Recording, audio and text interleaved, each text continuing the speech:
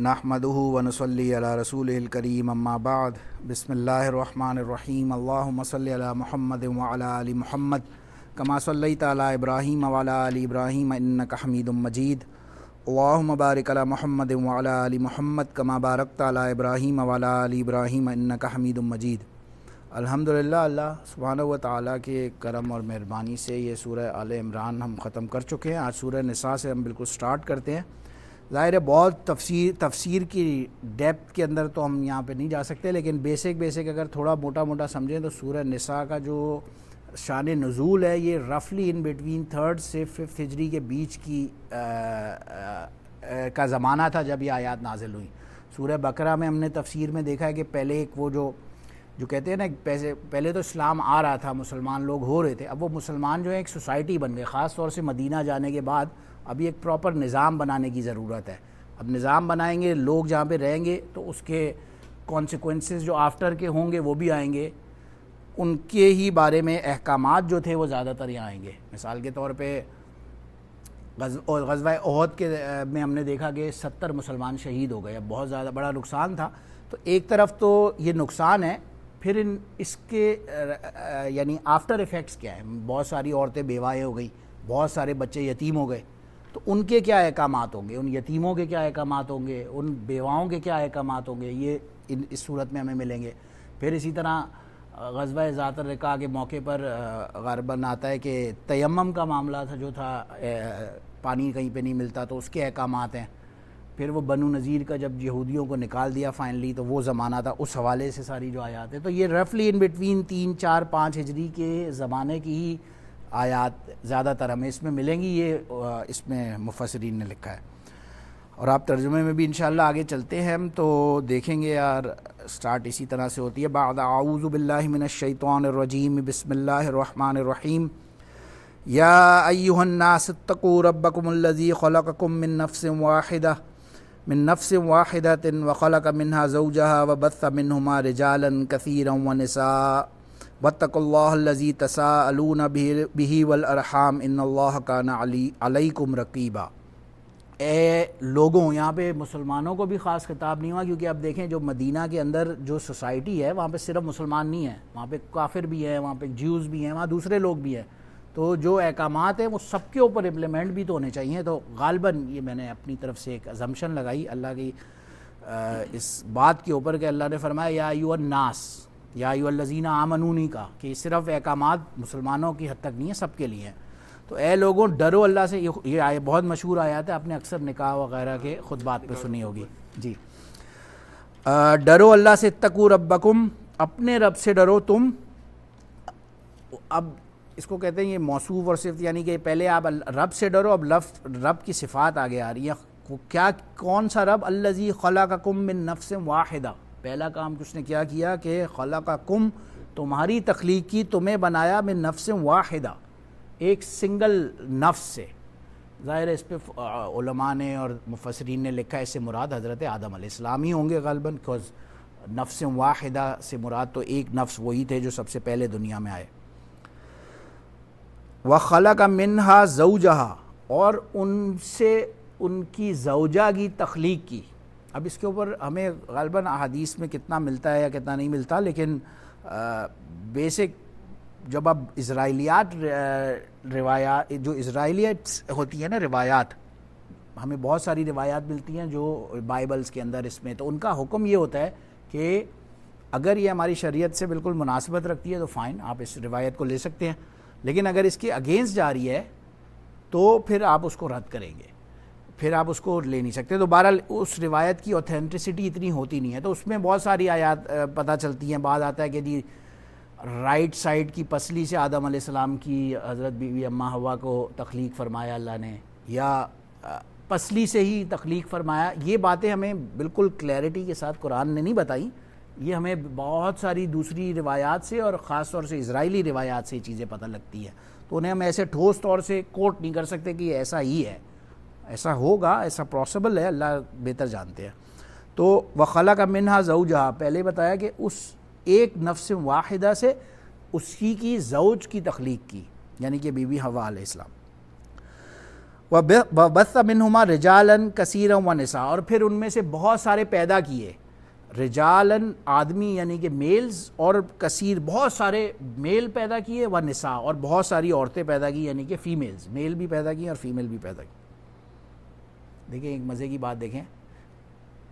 بخاری، مجھے ایسے یہ اس سے ریلیونٹ نہیں ہے بٹ وہ بخاری شریف میں حدیث آتی ہے، امی عائشہ رضی اللہ عنہ فرماتی ہے جب میں 9 سال کی تھی تو میرا رسول اللہ صلی اللہ علیہ وسلم سے نکاح ہوا، اور جب میں 11 سال کی، تو اس طرح سے، تو اس کے اوپر بہت سارے ماڈرن لوگ مائنڈ میں وہ کرتے ہیں کہ نہیں ایسا ہو ہی نہیں سکتا،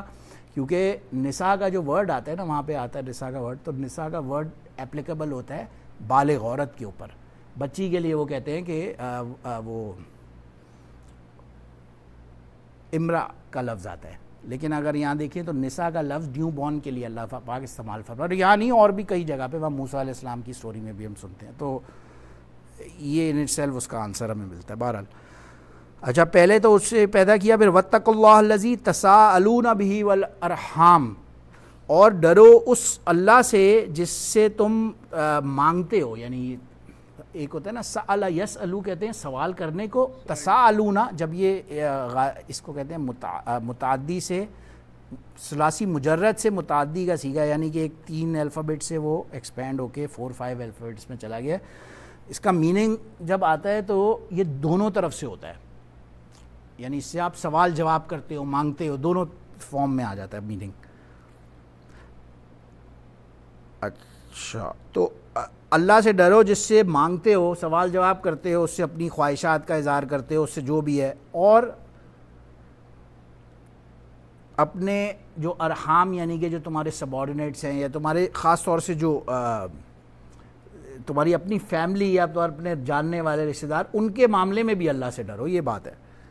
ان اللہ کان علیکم رقیبا، بے شک اللہ تعالیٰ تمہارے لیے ایک رقیب ہے، یعنی کہ تمہارے پر واچفل ہے، دیکھ رہا ہے۔ وآتوا الیتامی اموالہم ولا تتبدلوا الخبیث بالطیب، اور دیکھیں یتیموں کے مال، پہلے ایک عورت کی بات، بیسک کریشن کی بات کرنے کے بعد پہلے سٹیپ میں نیکسٹ یتیموں کی بات آئی، کیونکہ ظاہر ہے وہ غزوہ احد کا غالباً زمانہ تھا، پہلے 4 رکوع میں اپروکسیمیٹلی آئی تھنک، اور 5 رکوع تک یہ یتیموں کے ہی معاملات جا رہے ہیں شاید۔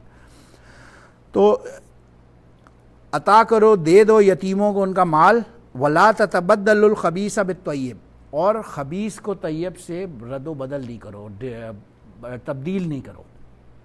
مطلب بہت سارے ڈیفرنٹ نکل سکتے ہیں، ایک تو مراد یہ بھی ہو سکتی ہے کہ یتیم کا پاک حلال مال ہے، اس میں اپنا گندا مال نہ ملا دو، ایک یہ بھی ہو سکتا ہے اس کا پاک صاف مال ہے،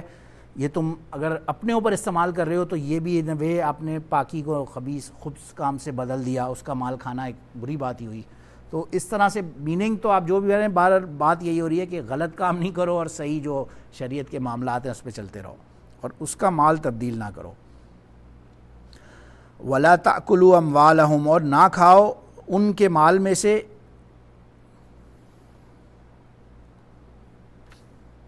ہاں یہ وہی مطلب ہے، ولا تأکلوا اموالہم الی اموالکم، ان کے مال کو اپنے مال میں نہ ملاؤ، انہ کان حوبا کبیرا، بے شک اللہ تعالی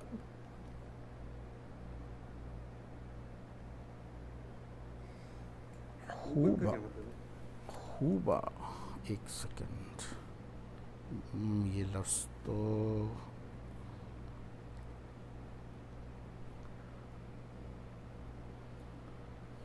ایک سیکنڈ،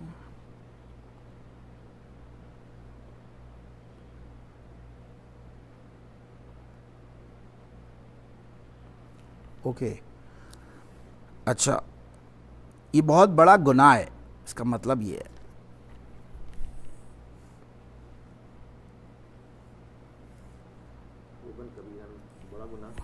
بہت بڑا کبیرہ گناہ ہے، یہ مطلب ہوا اس بات کا،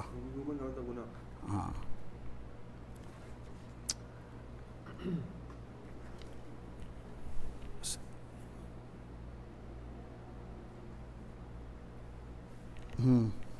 یہ ملانا جو ہے نا مال کا، لا تأکلوا اموالہم الی اموالکم، ان کے مال کو اپنے مال میں سے نہ تبدیل کرو،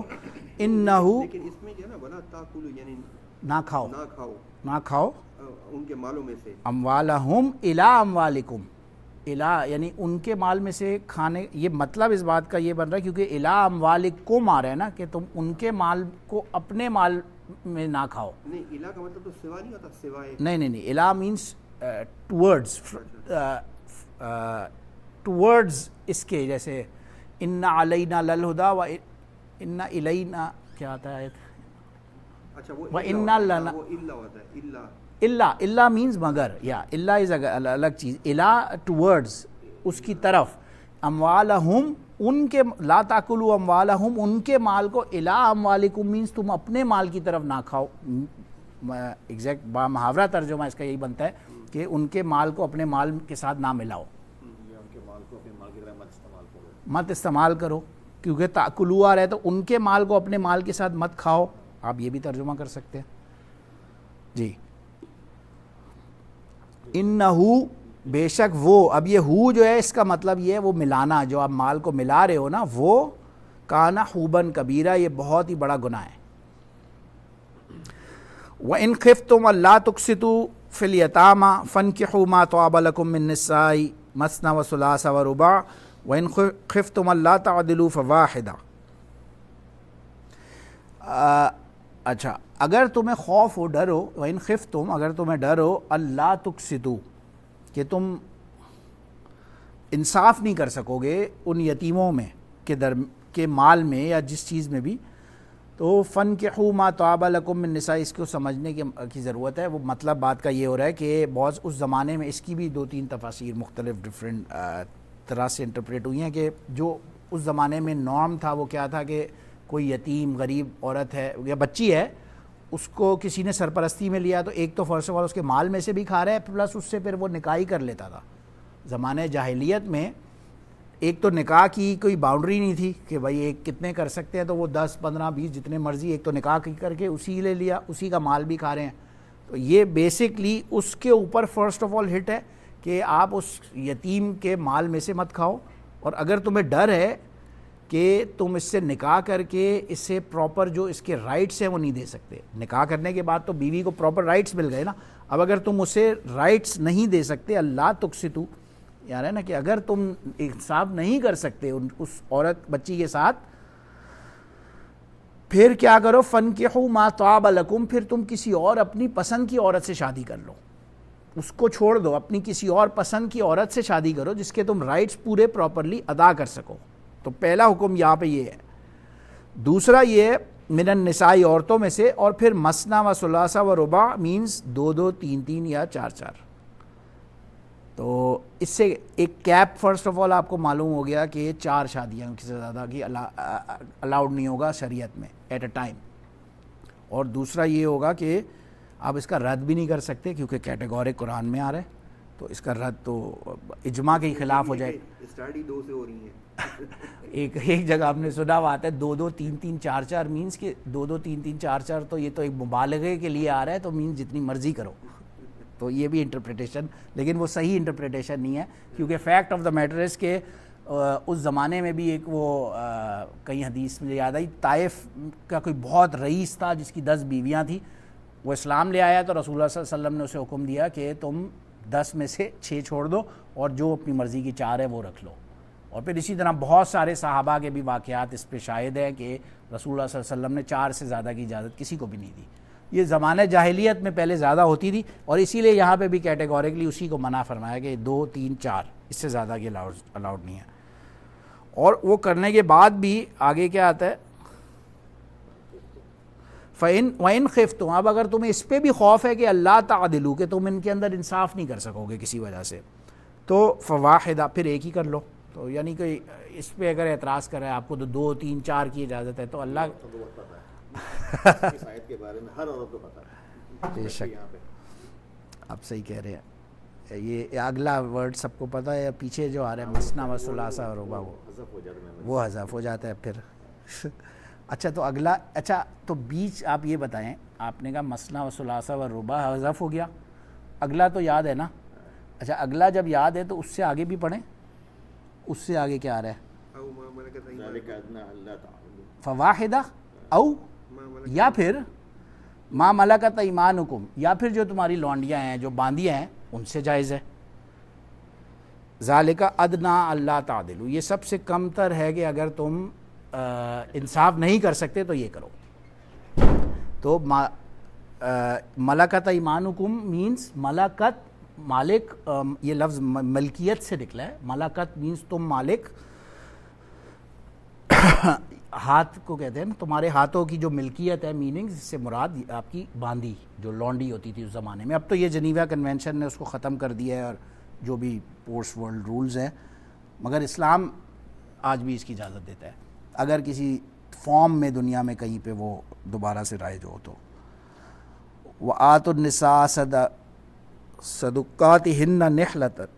اور عطا کرو عورتوں کو ان کا، یہ صدقات سے مراد ان کا مہر ہے کہ انہیں خوشی خوشی، نحلتاً بالکل خوشی خوشی ان کا مہر انہیں دے دو. وَإِن طِبْنَ لَكُمْ عَنْ شَيْءٍ مِّنْهُ، اور اگر وہ چھوڑ دیں خوشی خوشی تمہارے لیے عن شیء، اس میں سے کچھ بھی، منہ اس میں سے، تو نفساً فَكُلُوهُ ہنیئا مریا، تو اسے پھر خوشی خوشی مزے سے کھا لو. جی کھاؤ پیو پانی ہماری. ہاں، یہ ہنی ام مریا کا ترجمہ اس میں نے کہیں پڑھا، وہ بہت خوشی خوشی اور مزے لے کر کھاؤ. بہرحال یہ مہر سے ہی مراد ہے، اگر مہر میں سے عورت نے کچھ آپ کو معاف کر دیا کسی کو تو وہ اس میں سے کھا سکتا ہے، یہ اس کی ہے. چلے میں یہاں رک جاتا ہوں، آگے یہ یتیموں کا اور معاملات ہم پھر نیکسٹ ویک سے کرتے ہیں. اگر اس میں کوئی سوال ہے تو کر سکتے ہیں. وآخر دعوانا الحمدللہ. ولا تتبدلوا الخبیث بالطیب، پہلے خبیث پھر طیب ہے، مطلب خبیث کو طیب سے تبدیل نہ کرو. ہاں، خبیث کو طیب سے، بالطیب، طیب سے، مطلب کہ بات تو اگر آپ طیب بول دیں خبیث بول دیں، اپنے برے مال کو اس کے اچھے مال میں سے نہ کراؤ. یہ وہ میرے کام کر رہے تھے، اللہ تعالیٰ نے بولا بھائی یہ کام تم نہ کرو، تمہارا خباثت والا کام اس کو تم جو ہے اچھے سے تبدیل نہ کرو. یتیم کا مال ہے وہ طیب ہوا، آپ نے جو شامل کیا وہ خبیث ہوا. یہ مطلب میننگ اس والے میننگ کو اگر آپ لے رہے ہیں تو یہی میننگ ہوا اگر آپ نے اپنا مال اس میں ملایا ہے. دوسرا مطلب یہ ہے کہ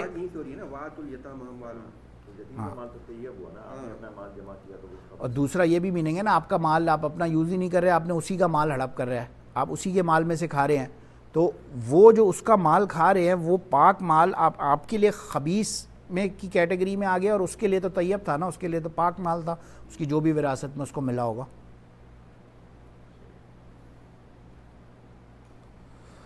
چلے میں آگے پھر نیکسٹ کلاس سے چلتے ہیں. آخر دعوانا الحمدللہ رب العالمین. سبحان ربک رب العزت عما یصفون وسلام علی المرسلین والحمدللہ رب